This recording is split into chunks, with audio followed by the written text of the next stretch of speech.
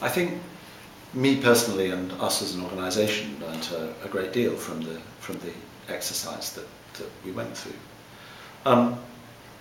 I think perhaps one of the key aspects of the process was the engagement of people from across the company, so that this wasn't seen as a narrow arts award department issue, but seen as something which was owned widely through building a project team who came from different departments, who may not have had any previously had any direct interest in the Arts Award, but had been brought in because of their more general skills.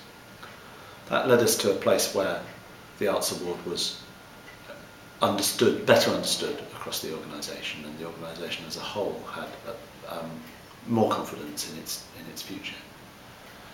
I think the second group to get buy-in from, at least buy-in to the results of the work, were the delivery team themselves. So that we have an extraordinary team that runs the Arts Award, who are absolutely embedded in the ethos of the Arts Award.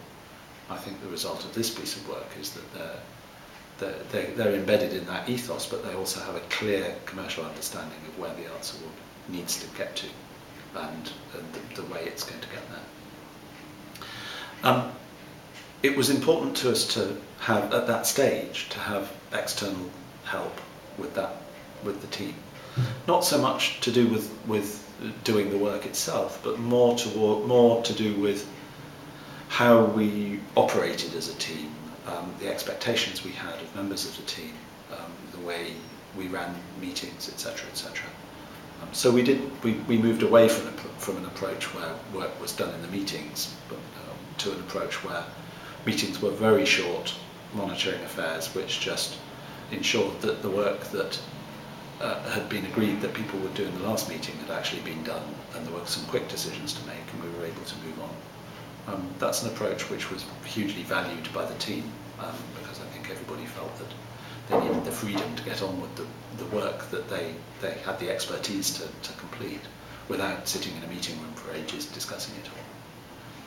And perhaps the other area is the importance of a hypothesis-driven approach. We didn't start the business planning process just by going out and looking for information about Arts Award or potential markets. We started with a hypothesis that said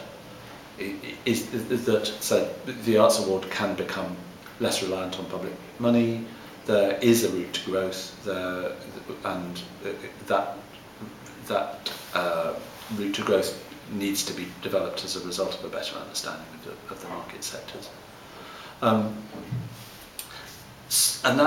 that focus meant that we didn't get sidetracked into different areas. It was quite a tightly drawn piece of business planning that resulted in clear outcomes and clear ways forward.